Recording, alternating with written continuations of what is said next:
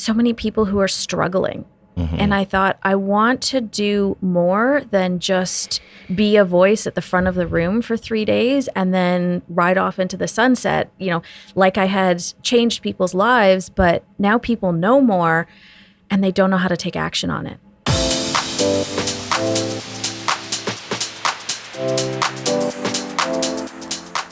I remember Brett Wilson. I had him on my podcast, and he was talking about that. Wow, that's a big honor. Yeah, and he goes, his daughter had asked him, "How do you measure success?" No, it was something along those lines. I should go back and listen to it. But essentially, she was saying, "Why can't we just measure it by the size of our smiles?" By happiness. Yeah, that's a pretty good one. I like that one. Yeah, yeah. So do I, and that was powerful. But anyways, we're live. How are you doing, Elizabeth? I'm awesome. Thanks so much. Good to see you, Gary. You as well, too. Thank you. As well, too. Yeah. I'm excited to do this with you. Lots have changed since the last time we sat down. When was the last time we did this? It was before COVID. Yeah, I think you're right. This whole room was different. Yeah, I was sitting over here. You were sitting over here. Yeah. I didn't have lights. I didn't have any cameras. No, your setup is pretty next level, I got to say. Slowly. I actually changed the lights today over there. It's a little purple kind of a feel over there. Vibe, yeah. Yeah. I want to give you a little bit more love. Oh, thanks. I feel loved. Yeah. Awesome. But listen, lots to talk about today. Lots that's happening in the market. I got a few things that I definitely want to dive into today.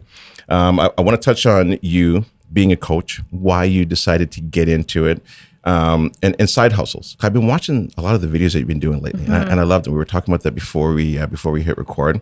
I also want to dive into the market, immigration, interest rates. Might even touch on that new rule that recently came out there with from Trudeau. The bill, is it the Bill of Rights or the Bill of Rights for tenants? Yeah. So I want to touch on that, and then I want to dive into like the pitfalls in real estate and imposter syndrome. And so lots to talk about today.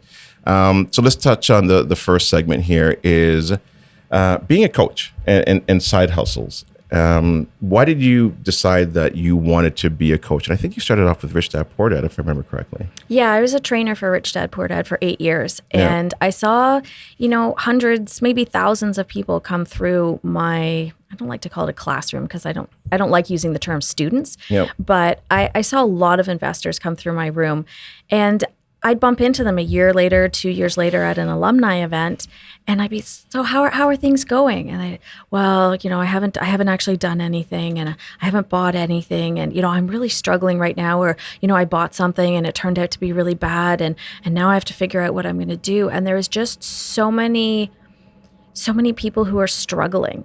And I thought, I want to do more than just be a voice at the front of the room for 3 days and then ride off into the sunset, like I had changed people's lives, but now people know more and they don't know how to take action on it, or they are lacking the confidence to take action. They got mindset challenges, or they have, logistical challenges, and they just don't know how to manage them. And I really wanted to do that next step. And so I launched my full service coaching business in 2020, January of 2020. So could you have picked a worse time to, and it was funny because it ended up being such a blessing, because I transitioned very easily out of the online teaching space to the one-on-one coaching. And it enabled me to be so much more involved with my clients and to spend so much more time just walking beside them. Hey, this is the obstacle we've got here. Okay, let's figure out a solution. And it's not just providing solutions in the moment. It's about teaching people skills like problem solving and, all those critical things that we don't get taught in school. How do you become more resilient? How do you develop a positive mindset? How do you get off social media and do the things that are on your to-do list instead of going to bed feeling guilty and horrible at night? Right. We don't get that education. So prior to starting that coaching business in 2020, you were a full-time real estate investor, which you still are. Then you also had a property management company. So would you call this, because I know I've seen some of the videos you recently put out, and I love them, is you're talking about side hustles. Yeah. Was this one of your side hustles, or was this becoming more your full-time job? Because I guess you start off everything with a bit of a side hustle, and then you're like, okay, I like this. Let me get into it more. Well, I took the principles that I had in my real estate portfolio. I'm a huge fan of diversity. I want to execute different investment models. I want to be active in different markets. I want to have different partners because I never want to be in a situation like I put myself in when I was investing in New Brunswick, where all my eggs were in one basket. And I didn't want that. So I looked at income from that perspective as well. And this is one of the challenges with real estate investing. There's this misnomer out there that you buy a multi-unit apartment building and suddenly you're going to leave your job because there's this fantastic cash flow. The reality is when you own multi-unit buildings, it's a roller coaster. Like buckle up because guess what? This pipe burst over here. Guess what? This tenant demoed the unit over here. Guess what? The interest rates went up and your cash flow that you were just starting to eke out from doing repairs is now gone. Mm-hmm. So it's a roller coaster, and I never wanted to be 100% dependent on any one thing. Right. And so many people get into it, or they watch these YouTube videos, or they listen to these podcasts, and they think, oh, I'll get into it, and I ran my numbers, and the cash flow was X amount, and now I can live off that cash flow. Wrong. Mm-hmm. It's difficult to live off cash flow from real estate because of everything that you just said, of all the different things that can happen, and the cash calls, and the roof, and the windows, and the furnace, and the utilities. I mean, look at the price of increase of utilities and insurance the last couple of years. Yeah, absolutely. It's been wild. And I think this is why so many people have moved into the private lending space in the last couple of years because, you see people offering, 15, 18% on prom notes, and you go, wow, what would I do with that money? And that's where people go to immediately is, what would I do with that money? Yeah. This could be life-changing for me. I can leave my job right away. Yep. And we don't spend enough time looking at the potential risks that come with those potential rewards. Yeah. So let's dig a little deeper then into a side hustle. So somebody's working at their full-time job. Yeah. Maybe they don't like what they're doing anymore. They want to get into real estate investing. It doesn't have to be real estate investing, but what are some of the steps when you're getting this side hustle going? Because sometimes the side hustle now grows into something bigger, and all of a sudden, have you even created the right foundation to make sure that it can sustain itself? Yeah. And I mean, ideally, I think the goal with most side hustles is that they do grow bigger. I think it requires the ability to be able to look at reality. So your life is going to get more challenging before it gets easier when you look at creating a side hustle. You're going to, it's going to be time away from your family. It's going to be additional responsibilities. It might mean some sleepless nights as you figure things out. But I think the very first step to do is to identify something where there is a gap, some sort of need, some sort of either things are not being serviced well, or that if there's no one servicing a particular need at all, but you identify the need and then figure out how you are going to meet that need in the marketplace. That's the first thing, is to make sure that there's an actual need for what you're proposing to do. So would it be like a business plan? Would you start off there? Like, how did you start yours? What did you do? I identify my need, and then I look around, I check out my competition. Okay. So, because one of the things that I've seen happen is if you say, okay, well, there's this need, so you identify your need, and then you go, okay, here's how I'm going to do it. And it's easier for your competition to pivot and start doing what you're doing than it is for you to scale up the business doing what you're doing. So you want to make sure you fully understand who your competition is, what they offer, what their pricing is, and how you differentiate yourself from them. Right. And then I like to do a SWOT analysis, strengths, weaknesses, opportunities, threats. I kind of look at what's the lay of the land, where is the opportunity, what do the kind of numbers look like, and if everything checks off in all of those boxes, then I'll move into a business plan. And a core component of my business plan, I'm not one of those ones who does like the 80-page business plans. Okay. It's like 3, 4, 5 pages that sort of outline who I am, what I'm doing, my vision, my mission, how I'm going to accomplish this, what makes me different. And I focus a lot on the numbers because this is key. At what point, how much do I have to put in to get started? And then, what do the numbers look like? How many customers do I need to break even? How many customers do I need to start making money? And I have a real aversion to any businesses that require massive startup costs. I'm a big fan of bootstrapping. Yeah. You know what? That reminds me, like when we first started Smart Home Choice. And so prior to that, I did start a few different companies, and it just didn't work. And this is when I was still working at TD, and Darlene was at Bank of Montreal. And she goes, why don't you do like a business plan? Right. And, Smart Home Choice was like just a thought. And I went to, I think it was BDC. I'm actually trying to look it up right now, the BDC website. So we went there, and you can actually download a business plan, and it asked you a whole bunch of questions. And I went through it. And it was another company I was going to start first. I can't remember what it was called. I think it was called Tea Explosion. So I was going to start a tea company. Yeah. And after I went through it, I'm like, oh, this is shitty. I don't like this business. Yeah. And then the next one I did was Smart Home Choice, where it asked, you kind of go through all these different questions. And I'm like, okay, now I'm looking at my competition, checking out what type of name do I want? Is there like a niche there? What am I providing? Just everything that you just said.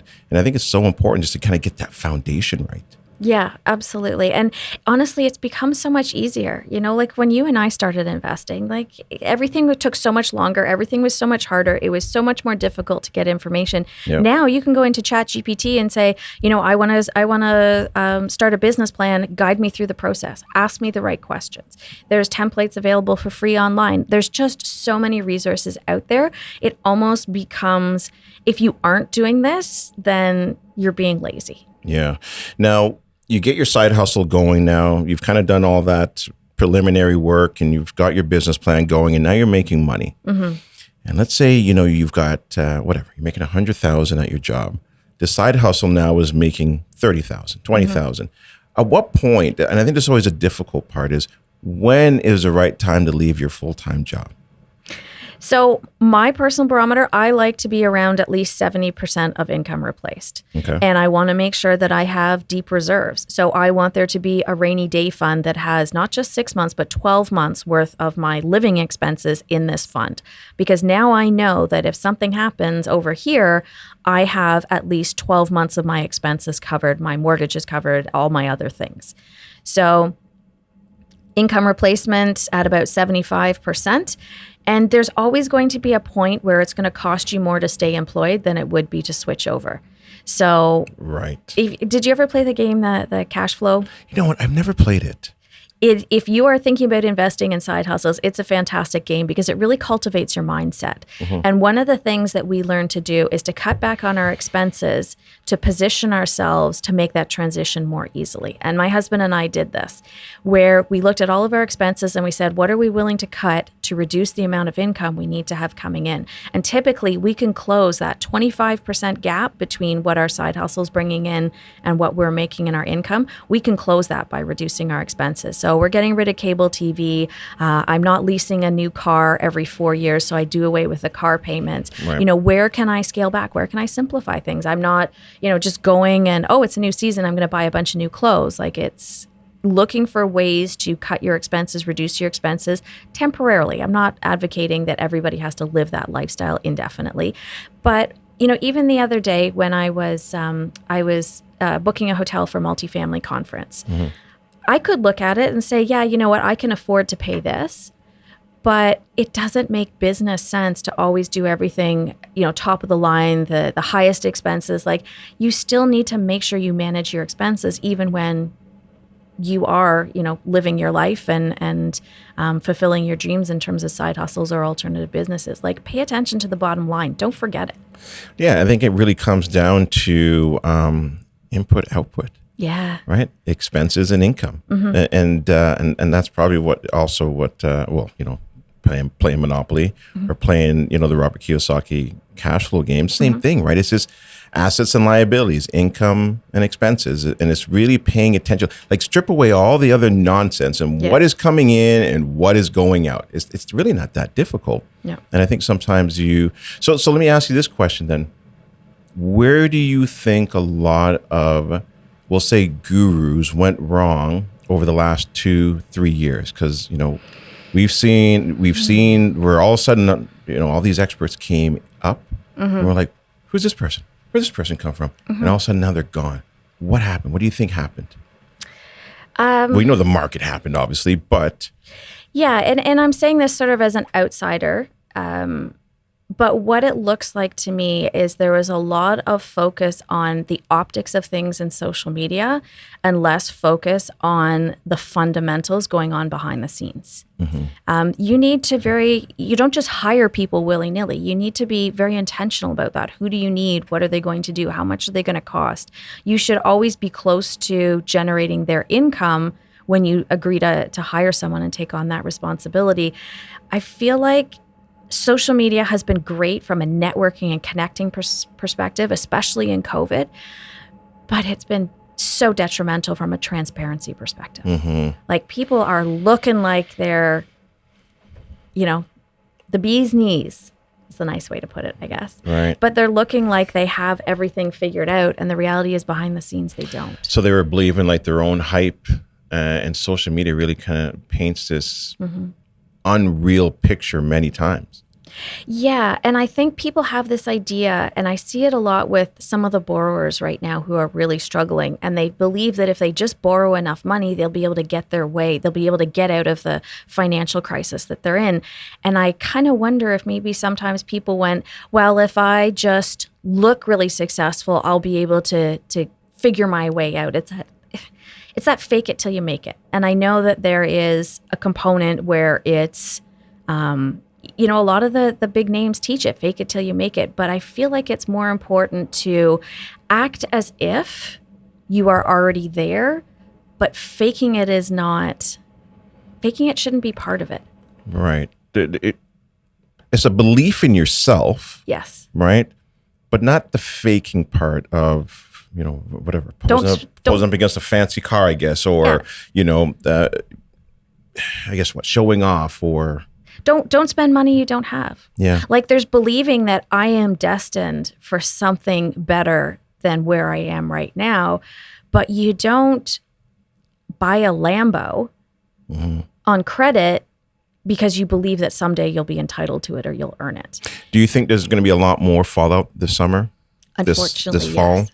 Yeah. I do. I think the interest rates are not coming down fast enough to buffer some borrowers who are in some trouble. And I think that there's a tremendous amount of shame out there. There's a lot of people who are just really embarrassed. And instead of having those honest conversations saying, you know what, I'm struggling right now. I need to reduce your interest payments. I need some help figuring this out. I gotta sell some stuff. I think people are eternally hopeful, which, quite frankly, you don't become an entrepreneur if you don't have, the ability to be hopeful and to get back up again. But I think unfortunately there's definitely some challenging times coming. Yeah, I agree with you. And listen, even for our business as well too, we've had to shift, not a little bit, a lot, because things are not how they used to be. And I mean a significant shift. Like a lot of real estate investors, they're gone. There's still a few around that are, the ones who maybe have a little bit more deeper pockets, or the ones who are on the sidelines, and now they're looking, and there's room now to actually put offers in on properties and negotiate.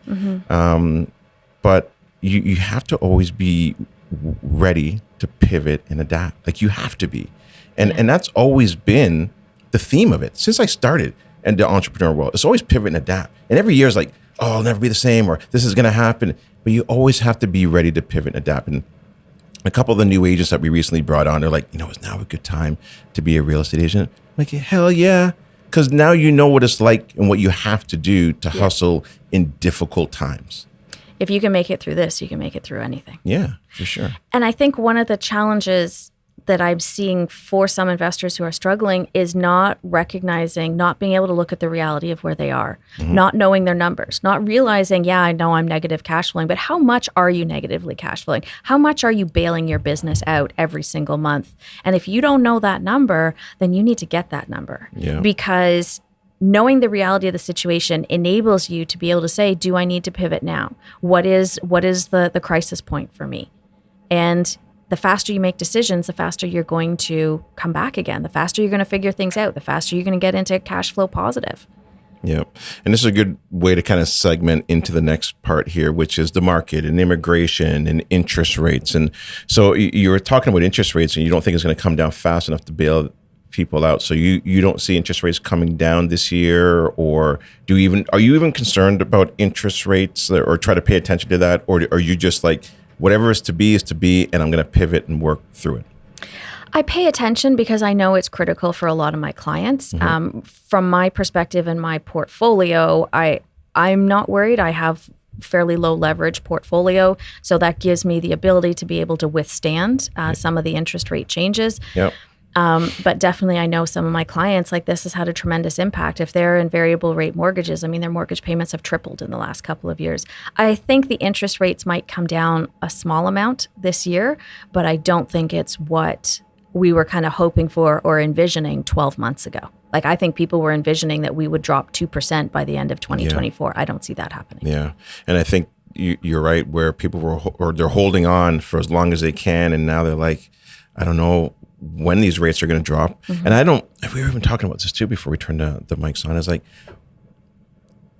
what if they go up? Yeah. Nobody's even talking about that. And I've brought it up a few times now. Like I don't think we're out of this threat of inflation by any means. Yes, it's come down significantly. But I mean, if there's a bump in the road somewhere or some banks start to fail, what are they going to have to do? They have to start printing more money, well, and also too now, minimum wage has gone up. That's inflationary as well too, right? Now, I'm not saying it's going to go up, but I mean, listen, man, we've been wrong many times over the last 3 years. Yeah. You never know, right? You never know. What about immigration? What are your thoughts there? Because a lot of people now are thinking, is now a good time to get into the market? I guess it depends what you're getting into. Like if we're talking about getting into single family homes, is now a good time to get into single family homes and make them triplexes? Yeah, I think that the demand is definitely there. I don't think that the traditional BRRRR, the way that we have used it in the past, I don't think that's working. Like if you are buying a single family home, putting in a basement apartment and a coach house out back, don't anticipate getting all your money back out. Right. But if you want to use it, an owner occupied house hack or something like that, then, maybe in the future you can. But I think that the single family residential type market will come back faster than the multifamily market. There's still a lot of sellers out there whose properties are pulling in, a fraction of the rents that they should be, and they're charging insane amounts for what the property is actually doing. But they're just used to, 2 years ago, where real estate investors were falling over themselves in bidding wars, paying amounts that couldn't even be justified by the income. Yeah, and in regards to like the rent prices as well too, you're starting to see a stabilization. You're starting to see that, and also maybe even coming down just a little bit. Are you seeing that as well too?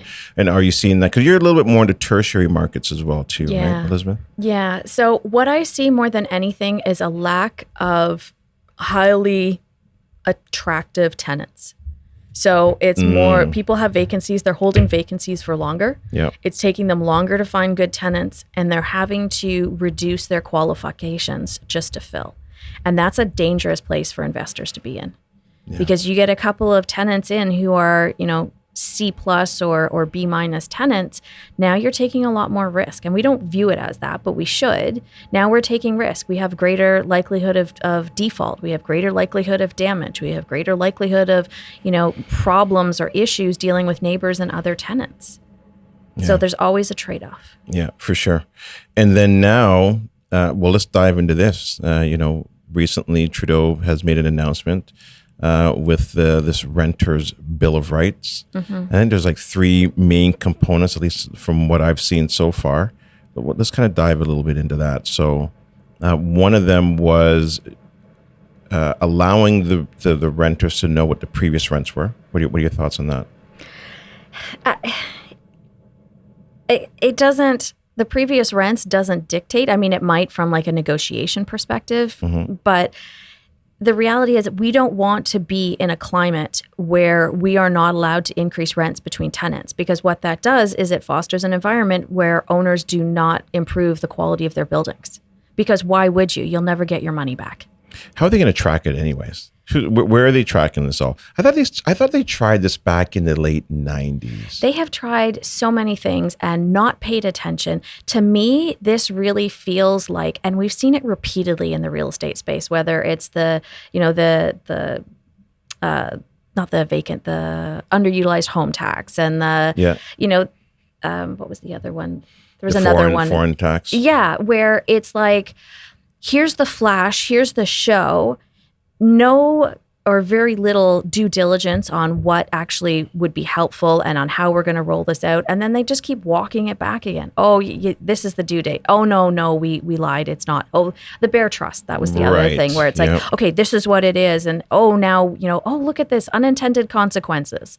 Oh, now we better walk it back. And it just feels like it's that over and over and over again. And it feels like, honestly, it's a vote grab because there's a huge amount of tenants in Canada. Mm-hmm. So if we're coming up to an election and I wanted to grab votes, I'm going to do a bunch of things that are really favorable for this demographic with very little research or understanding of the actual impact of what I'm proposing. Yeah, that's a very good point. And I think the problem also as well too is that it actually may cause more difficulties for the tenants, the renters, the people that you're saying that you're trying to help. Yeah. And it comes across that you're going to help them, but then the bigger. Well, what's the other one now too? They want to put aside $50 million to help litigate against landlords. Right? And it's a drop in the bucket. Like across Canada, really $15 million. Yeah. What do you think you're going to do with that? Mm-hmm. Like it's nothing. It's a placation. And I would love people to see that for what it is. But anyways, that's my opinion.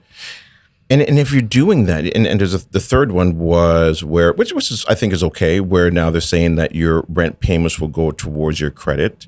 Now, I mean, look, if your credit's shit, it's not going to help anyways, maybe a little bit.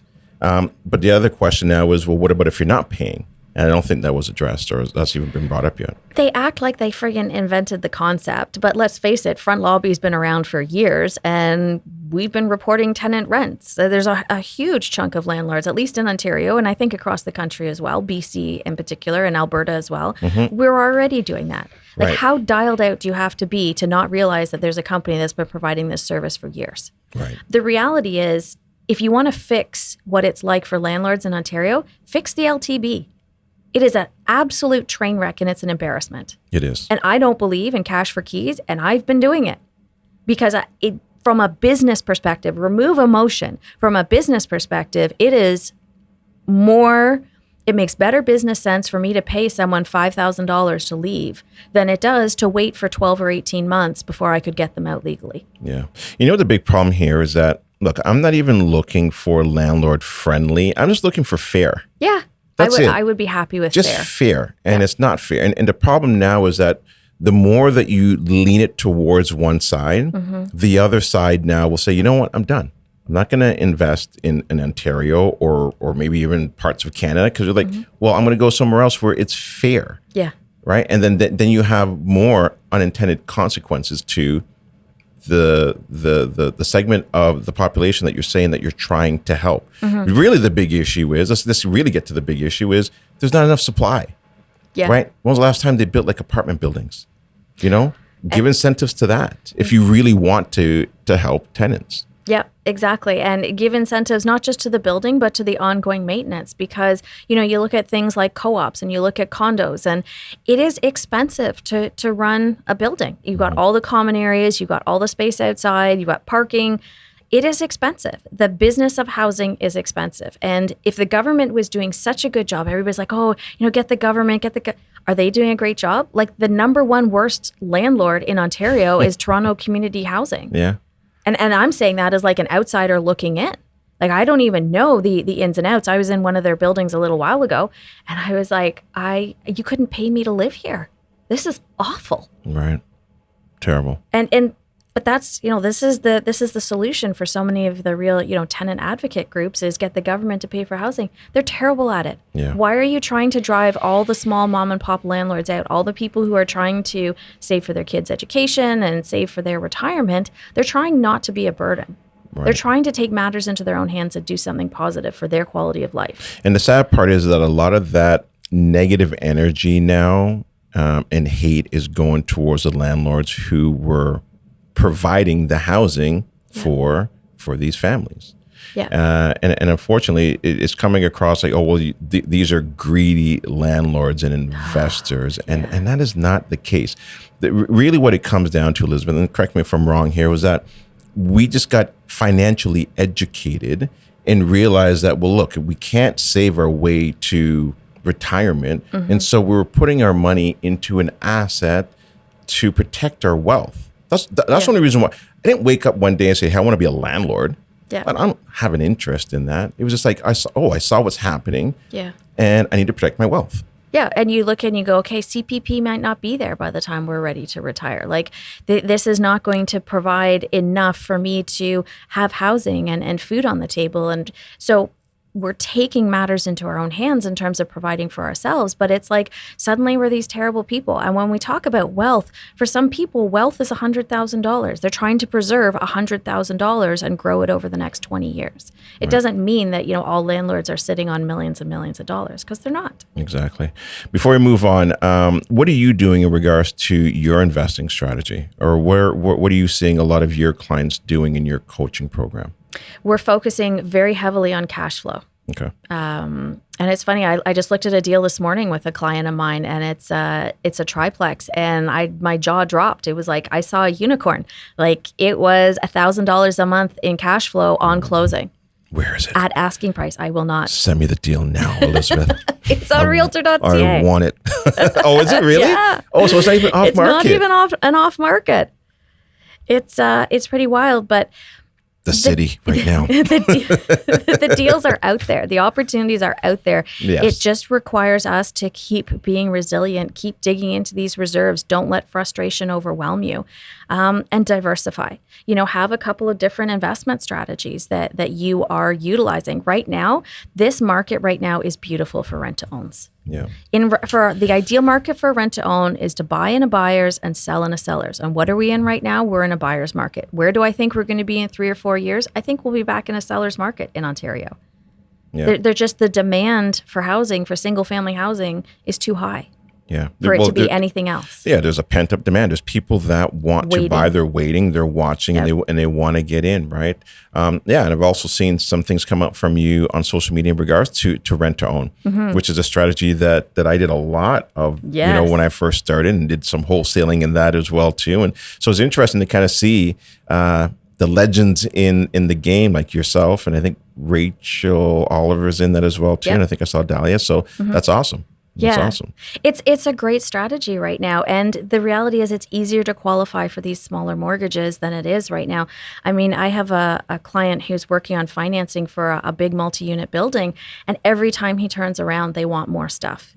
They want more documentation. They want more this. They want more that. And the closing is dragging as the lenders are goofing around doing their thing. Okay, fair. Like they're worried about lending a couple of $1 million. I get that. But we're kind of at a situation right now where the residential at least is clearer. It's more clearly defined what we need to do in order to achieve that. Right. All right. I want to move on to the last segment here, which is pitfalls in real estate and the imposter syndrome. And there was a video that I was watching that you had posted on social media, and it hit me. And it was in regards to your property management company. Can you share that with us? Yeah, so we were going through a transition period with our property management company. We were switching to a new bookkeeper, a new property management software. So normally what you're supposed to do when you do that is you run both property management softwares simultaneously so that you can see what the bugs are and you can work them all out. My husband, in his infinite wisdom, likes to move quickly. So he's like, nope, August 1st, this property management software ends and this one begins. So there was no overlap period, which should have been fine. Quite honestly, we were not an enormous company. It should have been fine. We should have been able to deal with it. But I think our property manager saw an opportunity and then just started stealing money. And it was different ways. My husband went to show a property and there was already a tenant in there, lo and behold, but our new property management software said it was vacant and we were paying the hydro. So it turns out she was going, she moved the tenant in, she collected first and last month's rent, put it in her pocket. And then she would show up on the first of the month and she would collect the rent directly from the tenants and put that in her pocket. And then at the same time, there was things like, doing up a deposit slip at the beginning of the month for the rents. And then she would pocket some of the cash before she got to the teller to deposit everything. So then it would just come up like, oh, what you said was here wasn't actually here. And then there was just an adjustment. And there was all these different ways she would collect tenant rents and put it in her pocket and then delete the payment from the system. So there's no evidence that the tenant had made the payment. So she had 4 or 5 different ways. And over the space of a couple of months until we figured out what was going on, she managed to steal upwards of $100,000. That's so crazy. It is. It's wild. Now, looking back at it, do you see maybe where you had made some mistakes in the 100%. hiring or the process and the systems? And There was nothing in the hiring. It wasn't until afterwards when she was charged that it came out that she'd been fired from her last 2 jobs for theft. But we're in a smaller market, and none of the owners did anything about it. Nobody reported it. Nobody, there was just, unless you were in the know, unless you knew someone who had worked with her at that previous job, you had no idea. Got it. There just was nothing that I could see, that I could have seen. She came through the interview great. So then how were you able to recover from it? Or did you? Well, I think a lot of people don't realize how thin the margins are in property management. So, we ran a property management company, but, profits might have been a couple of $1,000s a month by the time we paid all our staff. So, to make good to our owners whose rent money we had and had evaporated, the best way we could see to do that was we sold our house. Really? It didn't. How do you go back to someone and say, I've lost your money? I still have an asset. I still have a house. I'm still living here, but I've lost your money and I'm just going to keep living that felt so wrong to me. So I thought, you know what? If we sell our house, we get the equity out, we can relieve ourselves of some of the, we had lines of credit that were invested in the business. I said, we can free up some cash flow and some capital. We can, make things better in the long run. We can always buy another house. I think this is one of the things that I see a lot with the impact of social media is that we get so fixated on what brand are you wearing? What are you driving? What do you smell like? What do you look like? Mm-hmm. And the reality is I care more about, am I a good person? And have I done right by the people in my life? Yeah. Integrity, authenticity. Yeah. Right. I need to sleep at night. I care more about that than, what brand am I wearing? Yeah. I agree with you 100%. To me, I think it's always about authenticity, integrity, mm-hmm. doing what's right. I was talking to somebody not too long ago who they were going through some difficult times. And the advice I gave them was this. I was like, what somebody thinks of you is none of your business, but what you've got to do is always have a guiding light, a guiding mm-hmm. direction of truth. What is your truth? Yeah. And then if you stick to that and you steer down that particular path, then you're doing the right thing. Yeah. And you've got to do that, which is what you did. Yeah, it wasn't an easy decision. I mean, I remember, my husband is my business partner, and I remember being really angry. I had a year or so there where I was really angry. I felt, I don't know. Angry at? Just at life, at the world, at the circumstances. And I'm sure by extension, to some degree, I was angry at him as well, because I'm like, how did you let this happen? But the reality is I let it happen too. And by blaming other people or blaming other things, I took away my control and my ability to be able to deal with things. And I think that's part of why I come back to, I have side hustles because I want control over my income. Because that some things are going to happen and it's going to have an impact on this or it's going to have an impact on that. But when I have different side hustles, different ways of being able to provide for my family, because it's not just my husband and I, we help out my in-laws, we help out my mom and my sister. This was one of the fundamental reasons why I wanted to get into real estate, because I wanted to take care of my family. My parents struggled for my entire life, super educated, lots of integrity, really good people, and it just didn't seem to work out. And I think we all know people like that. And sometimes it's us, no matter how hard you struggle, it feels like it doesn't work out. I wanted to be able to provide the best for them. Yeah. So let me ask you, there's 2 more questions that I really want to dive into based on everything that you just said there, because now there are people who are in a negative cash flow with the properties that they have. Maybe it's 1, mm-hmm. maybe it's 2, maybe it's a huge portfolio. Mm-hmm. What do you say to them if they're in this position of, what do I do now? Mm-hmm. Do you sell? Do you hold? Do you borrow more money? So I do have a couple of clients that I am coaching through this right now. And the way we've sort of looked at it is first you have to get clear on your financials.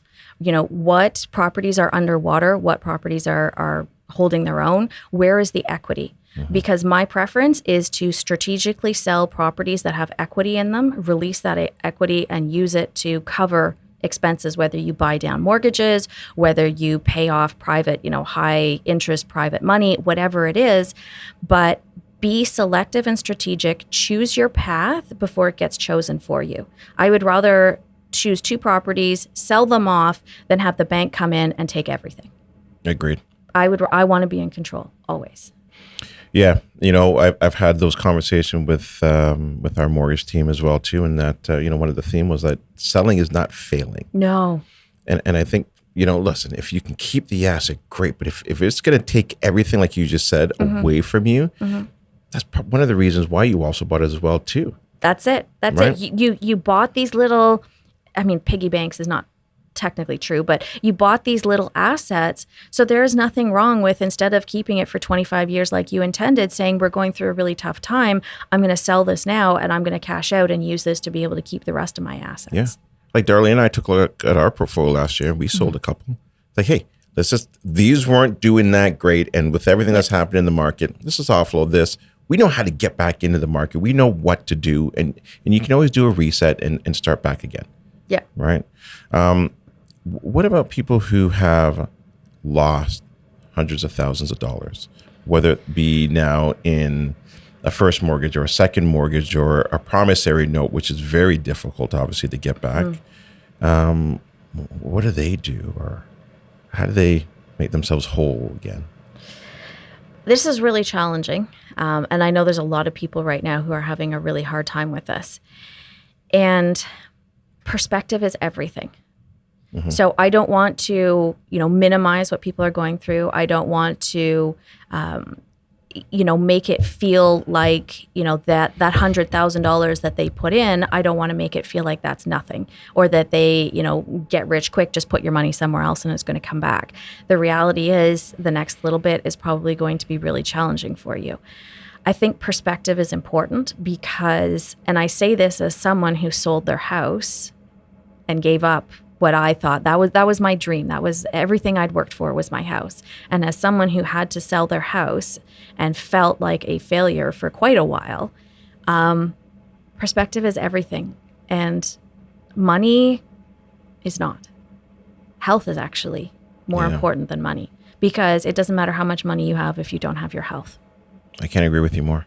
You can have 100 problems, and as soon as you have a health problem, all those other problems Everything go away. else goes away. Yeah. You just want to be healthy again. Yeah. So I think, if you're in a situation where you have lost the money in private lending, take stock of where that leaves you financially. Did you borrow it from a line of credit and now you have to make payments and with no end in sight because the principal's not coming back? Then I think you take a look at your household budget and you figure out, where can I, even if it's $100 or $200 or $300 more a month, make some decisions about what you're comfortable. I mean, Emmett and I, we definitely gave up quality of life. We got rid of cable TV and the cars, but we wanted to be able to get out of debt. We can always improve our situation. Start with our mindset and then look at your finances and figure out how to get out from there. Yeah. What about imposter syndrome? Did you ever go through that? Do you ever feel All like the that? time. All the time. So it's not just me? No, it's not just you. Every Okay. time we challenge ourselves, we go through imposter syndrome. If you are not feeling imposter syndrome, then you probably are not challenging yourself enough. Because every time we stretch ourselves outside of our comfort zone, every time we're going for a new goal, every time we're looking to achieve something new, it doesn't feel natural. And that's basically what imposter syndrome is. It doesn't feel natural. It doesn't feel comfortable. It doesn't feel safe.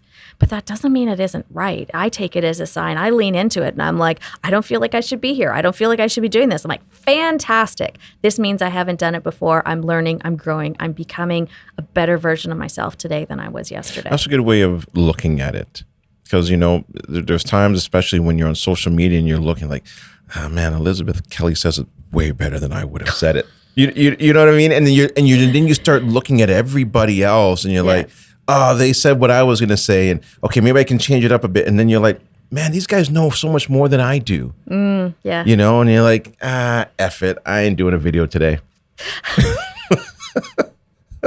You know, and then you feel like that sometimes. Yeah, I definitely think you do, but it comes back to mindset, right? And does that serve you? And the reality is, if your mindset isn't serving you, then get a new one. Yeah. I mean, Mindset's so powerful. It is, and perspective is everything. So I could look at myself and say, well, I failed here, or I did this, or I made this mistake, and that makes me a bad investor. But I can also, the way I look at everything is, if I share my lessons, if I share my mistakes, then somebody else isn't going to make it, and that makes it valuable. That means that I learned the lesson, and that's why, as a coach, I'm always saying, hey, here's where I screwed up. You know what? One of my fundamental or core beliefs is you need to match the investment model that you choose with the market where you're investing, because I made some really big mistakes in the beginning. I did rent to owns in New Brunswick. Dumbest move. And if I had known better and to match up the investment model that I chose with the actual market where I was doing it, I wouldn't have made that mistake. So now one of my core beliefs that I tell everyone, anyone who will listen, make sure you're aligning where the market is with the investment model you've chosen. Okay. Because I lost money doing the opposite. Right. So make it mean something. Make your mistakes mean something. Make your mistakes stepping stones to growing into a better version of yourself. And I really love the fact that you are leaning into sharing your story, sharing the mistakes that you've made. Like I do. I watch them. I was impressed when you told me you had. I figured you had way more important things to do than to watch my little stories. I watch them because it also gives me the okay or the right or the freedom to be able to share some of my mistakes as well, to more of them as well. And so thank you for doing that, because I think, when people look at Elizabeth Kelly, you've been around for so long and you've done some incredible things, and you're sharing like some of these big mistakes that you've made and being vulnerable. It allows people to say, oh, Elizabeth Kelly is human. She makes mistakes and she's sharing them. And it's okay for you to make mistakes as well too, or at least learn from Kelly's mistakes and keep, or Elizabeth's mistakes and move forward. Thank you. I appreciate that. And these are not all mistakes that I've made before. I mean, I share mistakes that I make now. I blew up my Airbnb listing last week. I got confrontational when I should have asked questions, and I created a situation that didn't need to happen. Yeah. And you know what? I learned a lot. And now I see that situation, how it could play out in all these things all over the place. Yeah. It's important. I want to ask this one last question before we wrap things up. In regards to leadership, and you are a leader. You're a leader in our community. A lot of people have looked up to you. A lot of people have been coached by you. Do you think you were born with that? Do you think it's something that you learned along the way? I don't think I was born with it, because I'm actually fairly shy. And all of my life, I've dealt with a lot of insecurity, where I have never felt good enough. But I think it's something that, being part of real estate, I felt called to do. Okay. So it became, when I figured out that I could make people's lives better and easier. I mean, I worked in not-for-profit for 10 years, so I already had that desire to help people. But when I figured out that by sharing what I had learned, the good and the bad, that I could make people's lives easier, that's when it kind of became my mission for me. Do you think service to many leads to greatness? Is that what your mission is? Like, are you trying to help as many people as you can? Yeah, I'd love to be able to do that. I mean, I think in my brain, I don't look at it like that. I'm literally like, I look at people one-on-one. So when I record a video in my stories, I'm thinking what one investor could be helped by this. And I'm just thinking about one person at a time. I don't pay attention to, how many people are watching and those kinds of things. Right. I'm looking for that one person who is struggling with something in this moment. And if I can share one thing that helps them, then I've had an awesome day. And I feel like I spend a lot of time thinking about my legacy, and when I'm gone, what I want people to say about me, or how I want people to feel when they think about me. And I think that's really important. Leaving the world a better place than I found it is, I think, probably one of my one of my biggest missions. I love that. Yeah. And well, you know what? You're doing a great job at doing it. Thank you. Yeah. I think people are paying attention. I'm paying attention. I appreciate that. And I appreciate you. You are so fantastic. It's always so much fun to come and spend time chatting with you. And it was great to host you on the Resilience Summit. Your insight and knowledge and your life experience is phenomenal. Thank you for sharing it. Thank you. I appreciate that. And I feel the same about you as well, too. Elizabeth, if people want to learn more about you or they want to jump into your coaching program, how can they do that? What's the best way? Probably Instagram is the easiest. Just send me a message on Instagram, Elizabeth Kelly Consulting. I have a YouTube channel. I'm on Facebook, Elizabeth Kelly Consulting. I promise I'm not hard to find. And I do respond personally to all my messages. All right. Awesome. And that Resilience Summit, too, was amazing. Are you doing that again this year? Yes. Awesome. Yeah. Awesome. I'm looking forward to seeing that. Thank you so much. You always have some great speakers, and you know what? It's not hard for you to find the leaders in the community and right across Canada to be a part of what you and Corey are doing. So keep up the great work, and thank you very much for being here. I appreciate it. Thank you, Gary. All right. Take care. You too.